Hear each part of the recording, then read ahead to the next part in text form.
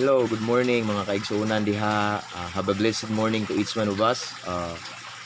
Dako kayo nga panalangin karon nga atong nadawat nga nakamata pata karong buntaga mga igsuon. Daghang mga tao karon sa kalibutan nga wa na kamata, wa na kaabot karong adlaw apan kita gitagaan pa sa Ginoo og libreng gininhawa gipahuwaman gitagaan pa ta gayon sa Ginoo nga mag-enjoy sa iyang libre nga ginhawa nga gihatag kanato, no? So dako kay ni siyang another opportunity mga igsoon to serve the Lord, no? And then to improve our mistakes, our failures from yesterday unsa man mga igsoon mo niyang sakto nga adlaw nga atong i-apply ang mga lesson, no? So grabe ni dako kay ni nga panalangin na labaw tanan buhi pa ta nga ginhawa niya wala pa jud ta matakdi og virus, no? So grabe, blessed kita mga igsoon. So intek nas kabuntago na lang koy gamay i-share ninyo mga igsoon. Natay gamay pamalandungan karon may tungod sa pulong sa Ginoo, nindot jud kay mga igsoon pamalandungan ang pulong sa Ginoo sa dili pa ta mo adto sa itong mga trabaho. So na ako'y basahon rin mga igsoon sinuwat ni Apostle Paul. Ako ning paspason mga igsoon ha. Sinuwat ni Apostle Paul sa Romans chapter 13 verses 1 to 2 nagingon din ison. Everyone must submit himself to the governing authorities, for there is no authority except that which God has established. The authorities that exist have been established by God. Consequently, he who rebels against the authority is rebelling against what God has instituted, and those who do so will bring judgment on themselves. Ang Ginoo magapanalangin sa iyang pulong. Okay, so atong nadungog mga igsoon nga nagingon rin mga igsoon sinuwat ni Saint Paul, Apostle Paul mga igsoon sa Romans 13:1, everyone must submit himself to the governing authorities. Gidasig ta ni Apostle Paul mga igsoon nga mo submitar sa atong otoridad. Gidasig ta ni Saint Paul mga igsoon nga mo submit, mo respect sa atong gobyerno sa mga balaod nga ilang gimugna mga igsoon. Nganuman, for there is no authority except that which God has established. Meaning mga igsoon, kining otoridad karon nga naata karon no kaning atong otoridad kaning atong panggobyerno mga igsoon gi-establish dinhi sa Ginoo. So dili ni aksidente mga igsoon nga atong presidente si Duterte, dili aksidente nga atong mga kapulisan mauna sila, dili aksidente nga ang atong mayor mauna sila nga nakadaog, no but gi-allow na sa Ginoo, gi-establish na sa Ginoo, no? Pagbuot ni sa Ginoo. So ang giingon diri mga igsoon, we must submit ourselves to them, no? Isubmitar na atong kagalingon mo, respeto ta nila mga igsoon ingon nga maoy atong mga leader.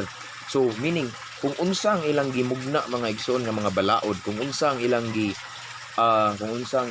mga ordinansa mga igsoon ato kining respetuhan. Kaya in the first place nagingon sa next verse mga igsoon, he who rebels against the authority is rebelling against what God has instituted, no?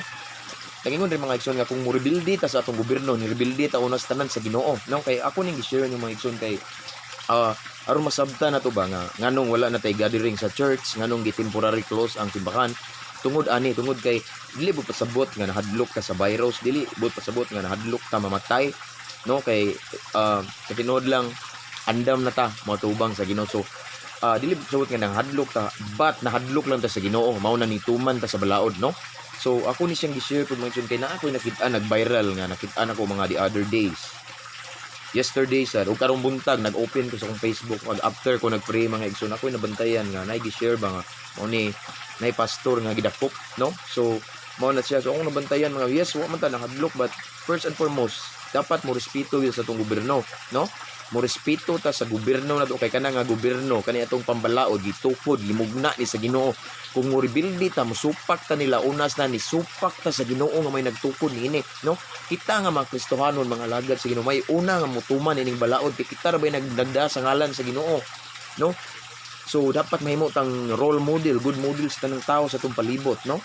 So mao na akong nabantayan ba. So kami actually every Sunday during our Sunday service mga igsoon nami sa balay, no?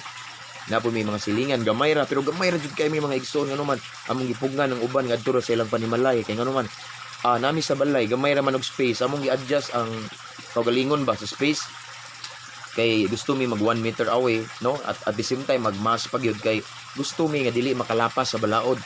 So gi-allow man nga mag social distancing. So mao na nga gamay ra na sa gawas ang uban, no? Wala ra gali may 20 la Sunday. So mao na ngano man abi yung maigsoon gitan-aw ta sa mga tao sa palibot, no? Kita nga mga Kristohanon nga nagda sa ngalan sa Ginoo nga nangalagad sa Ginoo. Kita may muradag celebrity. Kita may gibantayan sa mga tao sa palibot. So sao na to pagkahimong blessing, no? Kung musupak ta sa atong balaod, no? uwaw sad kayo sa Ginoo na mga igsoon, kay grabe ta mo dasig, grabe ta mo wali ana nya. Mao na ni nahitabo na to no, kita may number 1 violators sa balaod no. So dapat kita may mga gitawag og law abiding citizen. Once again, law abiding citizen dapat ang mga Kristohanon, mga alagad sa Ginoo no.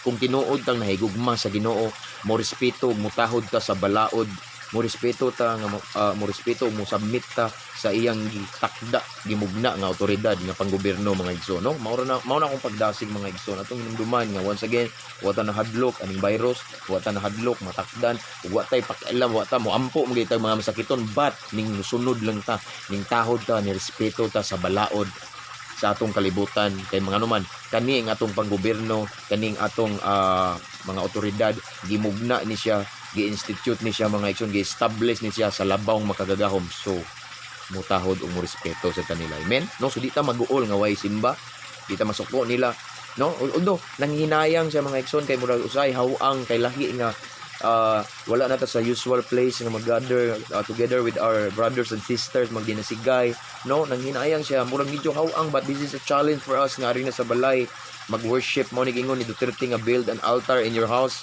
no. Okay siya no. So mao na nga sa balay na ta magsimba no. So musunod ta mga igsoon. Kung ato na siyang buhaton, mahimo tang blessing sa uban, mahimo tang blessing sa nagtan-aw na sa balibot, and then mapasidunggan ang ngalan sa Ginoo, amen. Once again, we Christians, kita nga mga lagad sa Ginoo, we are we are the number 1 law abiding citizen no. Kita may dapat unang musunod kung ato nang buhaton, atong gipasidunggan ang Ginoo, atong gipasiga ang atong kahayag, niningit-ngit nga kalibutan. Although ang uban nagsimba sa ilahapon na, basta sunod lang ta mga igsoon. Once again, kung tinuod nga nahigugma ta sa Ginoo, mahigugma ta sa panggobyerno nga iyang gitukod pinaagi sa pagsunod sa balaod. Kung tinuod nga ning respeto ug ni submitar ta sa labawng makagahom, mo respeto ug mo submitar ta sa atong otoridad ug sa atong gobyerno karon. So maura na mga igsoning taknas kabuntagon. Have a blessed day, have a blessed morning, stay blessed. Just continue to worship God. Just continue to be grateful for God. Mapasalamaton sa Ginoo. Taliwala nining unos na itong nasinati karon. Kaya once again, unos rani, mulabay rani, na ipanalangin sa likod ni ini. Amen? So, to God be the glory. God bless us all.